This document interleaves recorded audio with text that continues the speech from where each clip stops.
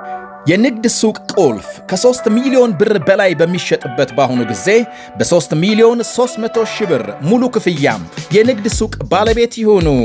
ለንግድ በሚያመቹ ቦታዎች በቡልጋሪያና ፒያሳ ላይ በዓመት ከ6 ወር ጊዜ የምናስረክባቸው ዘመናዊ የንግድ ሱቆች ከ26 ካሬ ጀምሮ ከምቹ አከፋፈል ጋር ቴምር ሪል ስቴት ለሽያጭ አቅርቧል።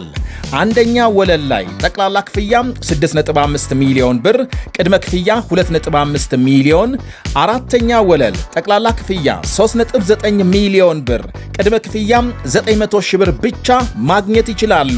ለበለጠ መረጃ በስልክ ቁጥር 0955 27 74 74 ላይ ይደውሉ። ቴምር ፕሮፐርቲ።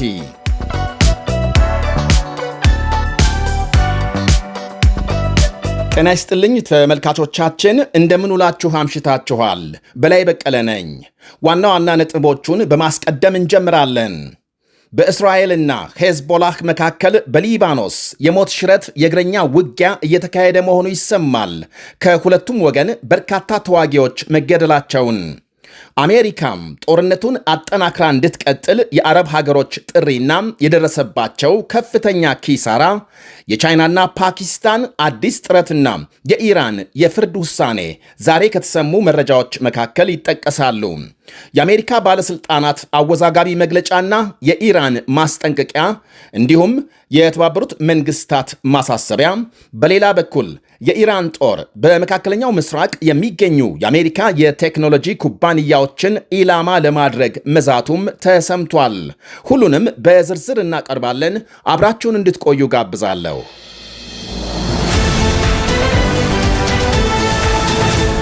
የፋርስ ባህረ ሰላጤ ሀገሮች አሜሪካም ጦርነቱን አጠናክራ እንድትቀጥል መጠየቃቸው ተነገረ። በሳውዲና በተባበሩት አረብ ኤሚሬትስ የሚመሩት የባህረ ሰላጤው ሀገሮች ኢራን ሙሉ በሙሉ መሸነፏ እስኪረጋገጥ ጦርነቱ እንዲቀጥል ፕሬዝዳንት ትራምፕን መጠየቃቸው ታውቋል። የሀገሮቹ ባለስልጣናት በዝግ ስብሰባ መቀመጣቸውን ተከትሎ ባወጡት መግለጫ የኢራን አገዛዝ ለቀጠናው እጅግ አደገኛ መሆኑን ገምግመዋል። እናም ምንም እንኳን አንዳንዶቹ ሀገሮች ጦርነቱ ዛሬውኑ እንዲጠናቀቅ ቢፈልጉም የኢራን አገዛዝ ሳይወድቅ ግን ማብቃቱ ዞሮ ዞሮ አደገኛ መሆኑን ገልጸዋል። ይህ በእንዲህ እንዳለ በሊባኖስ ከሄዝቦላህ ጋር በተካሄደ ውጊያም 4 የእስራኤል ወታደሮች መገደላቸውን የሀገሪቱ ጦር ኃይል ገልጧል።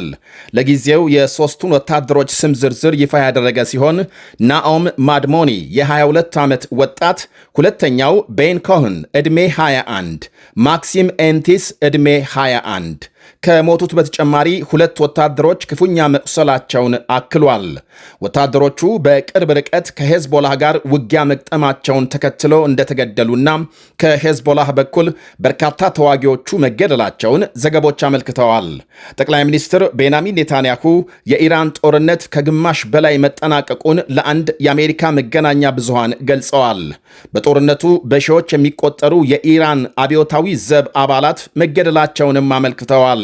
የኢራን ዘመቻ ዓላማ የሥርዓት ለውጥ ለማድረግ አለመሆኑን የጠቀሱት ኔታንያሁ ሆኖም አገዛዙ ከውስጡ እንደሚፈርስ እምነታቸውን ገልጸዋል። ይህ በእንዲህ እንዳለ ሌሊቱን በኢራን ዋና ከተማ ቴሄራን በተፈጸመ ድብደባም ከተማው በከፊል በጨለማ መዋጡን ዘገቦች አመልክተዋል። የአሜሪካ ጦር ሌሊቱን በኢራን ሁለተኛ ትልቅ ከተማ ኢስፋሃን በሀገሪቱ የጥይት ማከማቻ ጣቢያ ላይ ሰፊ ጥቃት መፈጸሙን ተከትሎ ከፍተኛ ፍንዳታ ሲሰማ ማደሩን ገልጧል። በሌላ ዜና የኢራን ፓርላማ በሆርሙዝ የሚተላለፉ መርከቦች ላይ ቀረጥ ለመጣል የሚያስችል ረቂቅ ሕግ ማጽደቁ ተነግሯል።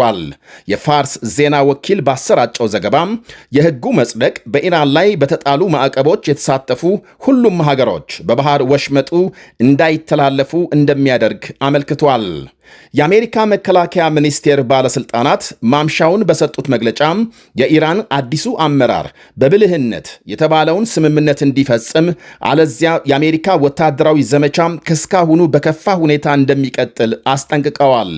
አንድ ወር ባስቆጠረው ጦርነት ከ150 ሺህ በላይ የኢራን መርከቦች መወገዳቸውንና ከ11 ሺህ የሚልቁ ኢላማዎች መመታታቸውን ገልጸዋል። የአሜሪካም የአየር የበላይነት ቢ52ን የመሳሰሉ ከፍተኛ መጠን ያላቸው ቦምብ ተሸካሚ የጦር አውሮፕላኖች ኢላማቸውን እያነፈነፉ ለማደባየት በር እንደሚከፍትላቸው ጠቅሰዋል። በዛሬው ዕለት ከተሰሙ መረጃዎች መካከል ኢራን 2 ዜጎቿን በሞት የቀጣችበት ይገኝበታል። ሁለቱ ኢራናውያን ሕዝብ በሚሰበሰብባቸው ስፍራዎች የሽብር ጥቃት ለመፈጸም ሲዘጋጁ መያዛቸውን በመዘርዘር የሀገሪቱ ጠቅላይ ፍርድ ቤት የሞት ቅጣት በይኖባቸዋል። የኢራን ጦርነት ከጀመረ ወዲህ በሀገሪቱ የሞት ፍርድ እየጨመረ መሆኑን የሰብአዊ መብት ቡድኖች ይገልጻሉ። የእስራኤል ጦር ባለፉት 24 ሰዓታት ኢራን ውስጥ 230 ጥቃቶች መፈጸሙን ሲያስታውቅ ሄዝቦላህ በደቡባዊ ሊባኖስ የክርስቲያን መንደር ተቆጣጥሮ ወደ እስራኤል ሮኬት እያስወነጨፈ መሆኑን አመልክቷል። መንደሩን በኃይል ከያዘ በኋላ ከዚያ ሆኖ ሮኬት ይተኩሳል፣ የሽብር ጥቃት ይፈጽማል ሲል ከሷል የእስራኤል ጦር። ይህ በእንዲህ እንዳለ እስራኤል ከአረብ ሀገሮች ጋር ኅብረት እየፈጠረች መሆኗን ጠቅላይ ሚኒስትር ቤንያሚን ኔታንያሁ ገልጸዋል። ኔታንያሁ በካቢኔ ስብሰባ ላይ ዛሬ ባሰሙት ቃል በኢራን ጦርነት አረብ ሀገሮችን ከጎናቸው ማሰለፍ የሚያስችል ኅብረት እየፈጠሩ መሆናቸውን ገልጸዋል።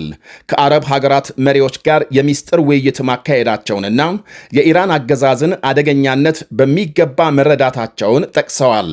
እናም ከእስራኤል ጋር በአንድ ግንባር ተሰልፈው አገዛዙን ጨርሶ ማስወገድ አማራጭ የሌለው እርምጃ እንደሆነ ከመግባባት መደረሱን አመልክተዋል። የአሜሪካው ፕሬዝዳንት ዶናልድ ትራምፕ ብዙዎችን ያስገረመ ጽሑፍ አሰራጭተዋል። ዛሬ ከአሜሪካ ጎን አልቆምም ያሉ ምዕራባውያን ሀገራት በሆርሙዝ መዘጋት ሳቢያ የጀት ቤንዚን መቸገራቸውን ተከትሎ ትራምፕ ከፈለጋችሁ ከአሜሪካ ግዙ፣ አለዚያ ሂዱና ሆርሙዝን አስከፍታችሁ ውሰዱ የሚል አስተያየት ሰጥተዋል። አሜሪካም በቂ ትርፍ ነዳጅ ስላላት ከኛ መግዛት ትችላላችሁ፣ ወይም ደግሞ ድፈሩና ሆርሙዝን አስከፍቱ። አሜሪካ ከእንግዲህ አትረዳችሁም፣ ለራሳችሁ መፋለምን መልመድ መጀመር አለባችሁ። አሁን ኢራን ተመታለች፣ ከባዱ ክፍል ስለተወገደ ሄዳችሁ ነዳጃችሁን ውሰዱ ብለዋል። በሌላ ዜና የኢራን ጦርነት የአረብ ሀገሮችን ለ186 ቢሊዮን ዶላር ወጪ እንደዳረጋቸው አንድ የተባበሩት መንግስታት ከፍተኛ ባለስልጣን ገልጸዋል። በአንድ ወር ጦርነት 186 ቢሊዮን ዶላር እንዲሁም ከ3 ሚሊዮን በላይ ከስራ ውጪ ማለትም ሰራተኞች ከስራ ውጪ እንዲሆኑ መገደዳቸውንም ጠቅሰዋል።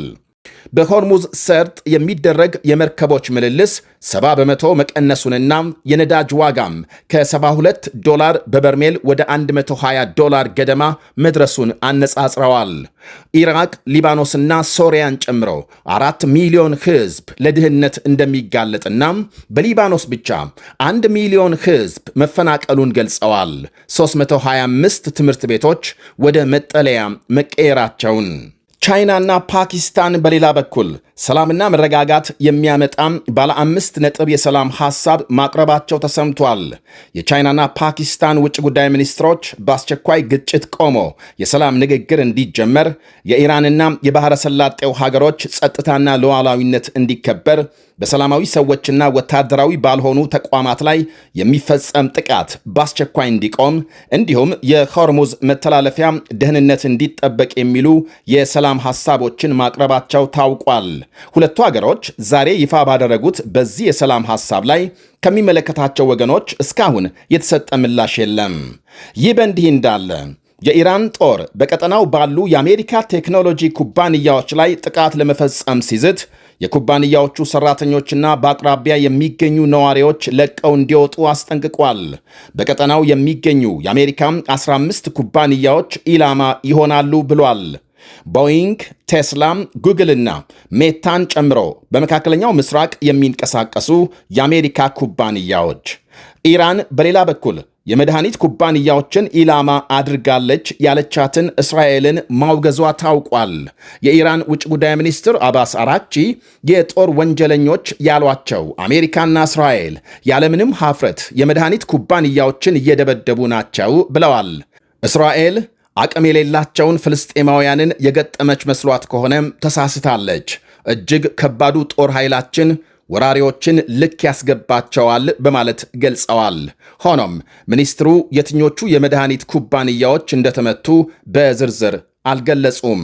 ቴምር ፕሮፐርቲ በ30% ልዩ ቅናሽ የመኖሪያ ቤቶችን በመሃል ቡልጋሪያ ከአፍሪካ ንብረት አጠገብ ቢያከራዩት በዶላር የሚያከራዩቸው ቢኖሩበት ለመኖር ምቹ የሆኑ ቤቶችን ይዘንሎት ቀርበናል። ባለ 1 መኝታ 69 ካሬ በ5 ሚሊዮን 554 ሺህ ብር፣ ባለ 2 መኝታ 82 ካሬ በ6 ሚሊዮን 600 ሺህ ብር፣ ባለ 3 መኝታ 126 ካሬ በ10 ሚሊዮን 143 ሺህ ብር ብቻ ይዘንሎት ቀርበናል። ያስተውሉ፣ ይህ ዋጋ 100% ለሚከፍሉ ደንበኞቻችን ብቻ ነው። በተጨማሪም በግንባታ መሰረት በ36 ወር ለምትከፍሉ ከ1 ሚሊዮን 587 ሺህ ብር ቅድመ ክፍያ ጀምሮ በመክፈል የቤት ባለቤት መሆን ይችላሉ። ቀሪው እስካዱ ያለምንም ጭማሪ በኢትዮጵያ ብር መክፈል ይችላሉ። ለበለጠ መረጃ በ0955 27 74 74 ይደውሉ። ቴምር ፕሮፐርቲስ